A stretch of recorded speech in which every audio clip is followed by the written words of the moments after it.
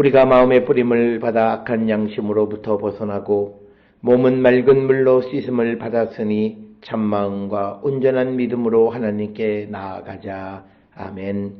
전능하사 천지를 만드신 하나님 아버지를 내가 믿사오며 그 외아들 우리 주 예수 그리스도를 믿사오니 이는 성령으로 잉태하사 동정녀 마리아에게 나시고 본디오 빌라도에게 고난을 받으사 십자가에 못 박혀 죽으시고 장사한 지 사흘 만에 죽은 자 가운데서 다시 살아나시며 하늘에 오르사 전능하신 하나님 우편에 앉아 계시다가 저리로서 산자와 죽은 자를 심판하러 오시리라.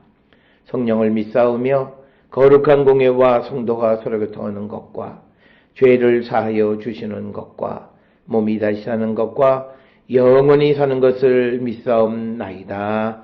아멘.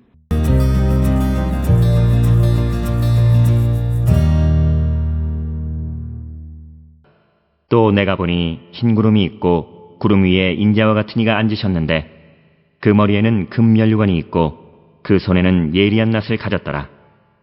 또 다른 천사가 성전으로부터 나와 구름 위에 앉은 이를 향하여 큰 음성으로 외쳐 이르되 당신의 낫을 휘둘러 거두소서.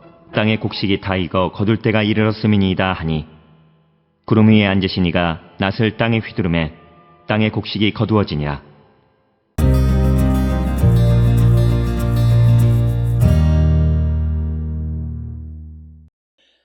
오늘 우리가 함께 읽은 요한계시록 14장 14절로부터 16절에는 구원을 위한 이제 마지막 추수에 관한 기록이 14절로부터 16절에 기록되어 있고 14장 14절로부터 20절까지는 마지막 때의 추수의 모습을 포도 수확에 비유하면서 설명하고 있고, 이런 것은 우리가 잘 아는 구약성경 요엘 4장 13절에서도 비슷한 내용을 우리가 찾아볼 수 있습니다.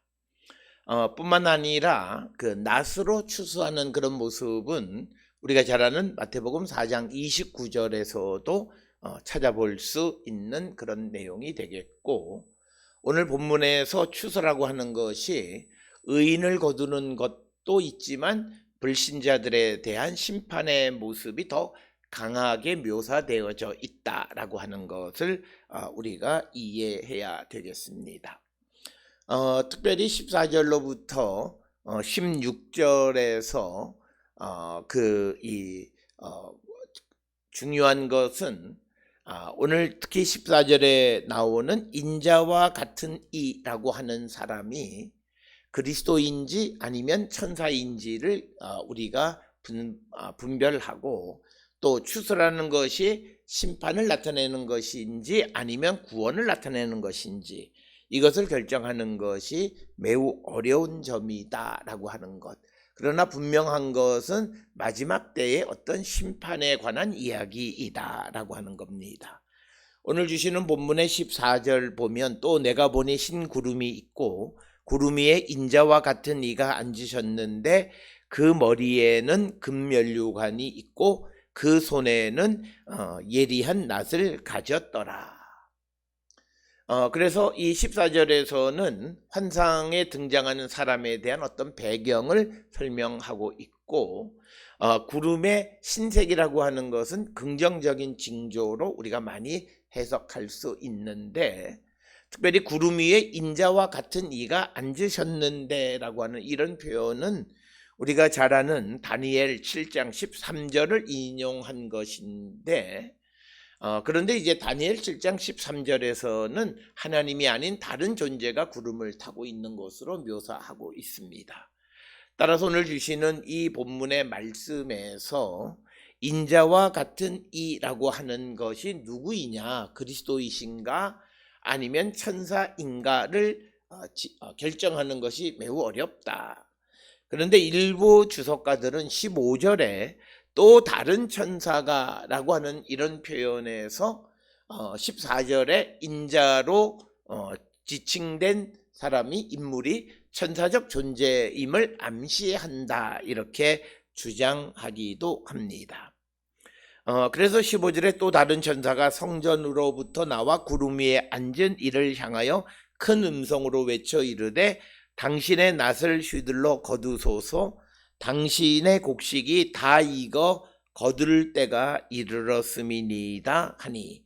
그래서 이 다른 천사가 구름에 있는 이 구름 위에 앉은 인자에게 이제 땅의 곡식이 다 익었으니까 거둘 때가 되었으니 거두라라고 하는 겁니다.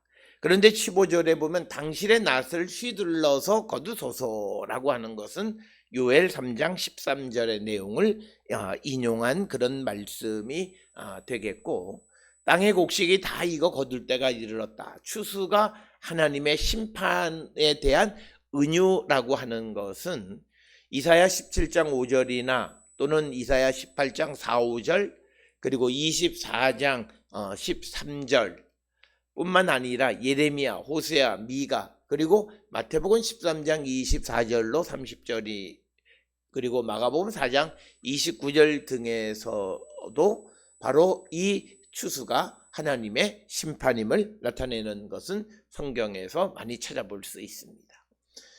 특별히 우리가 성경을 이해하는 데 있어서 은유적 해석이라는 것은 우리가 지극히 절제해야 되는 것인데, 그러나 성경에서 그런 표현이, 즉 추수라고 하는 것이 하나님의 심판을 나타내는 것으로 사용된 용례들을 통해서 이 추수가 하나님의 심판을 가리킨다라고 말하는 것은 가능한 일이다라고 하는 것입니다. 그러나 그것이 아니라 우리가 성경에도 나와 있지 않은 어떤 대상, 어떤 의미를 부여하는 것은 매우 조심스러운 일이다. 그래서 땅의 곡식이 다 익어 거둘 때가 이르렀다. 그래서 곡식 수확은 택하신 자들을 불러 모으거나 의인들이 상급을 받는 그것을 가리키는 긍정적인 의미로 사용되어진 그런 표현이 되겠습니다. 그러면서 16절은 15절에서 나타나는 그 요엘서를 인용하는 그런 것들을 지속적으로 간접적으로 인용하면서 구름 위에 앉은 이가 낫을 땅에 휘두르매 땅의 곡식이 거두어지니라. 그래서 오늘 주시는 이 16절에서 구름 위에 앉은 이가 낫을 휘둘렀다, 추수했다라고 하는 것. 그래서 앞에서도 우리가 그 질문하는 것 중 하나가 14절에 신구름 위에 인자 같은 이가 앉으셨다는데 그가 누구신가?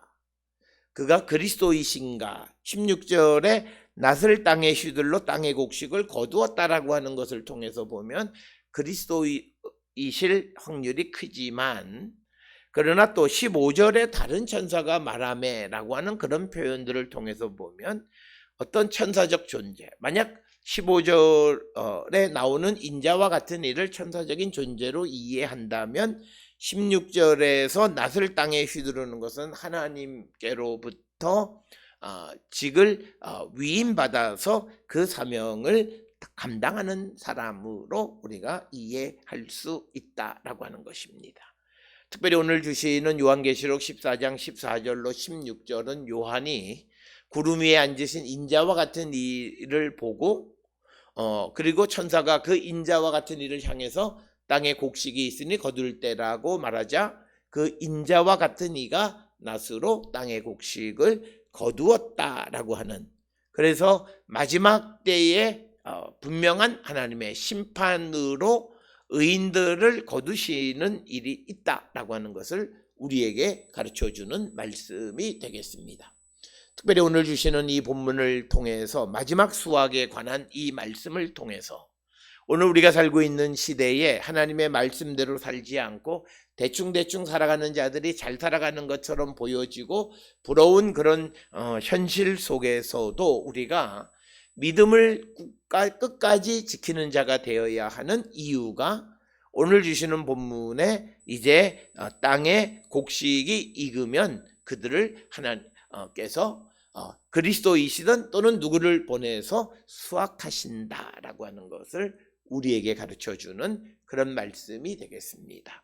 오늘 주시는 계시록 14장 14절로 16절의 말씀을 우리가 믿고 의지해서 어려운 상황 속에서도 끝까지 우리의 믿음을 지키고 우리가 하나님의 심판의 때에 구원에 이르게 되는 거룩한 성도들이 다 될 수 있기를 주의 이름으로 축원합니다. 기도하시겠습니다.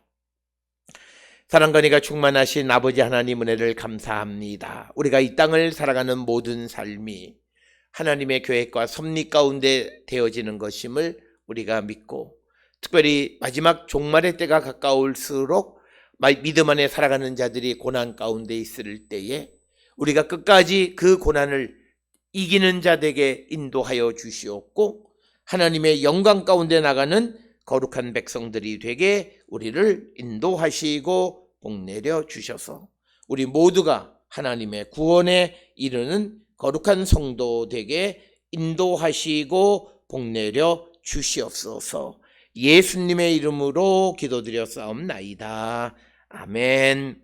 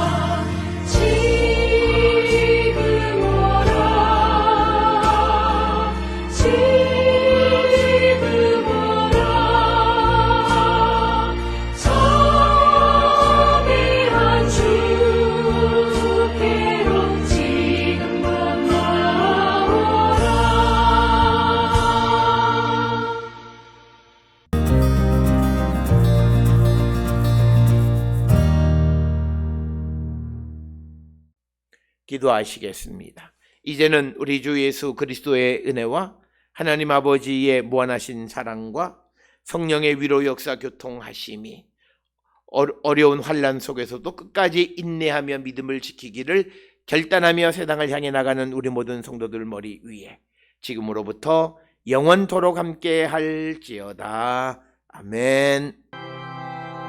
주 너를 지키시고 그 얼굴을 내게 돌리시고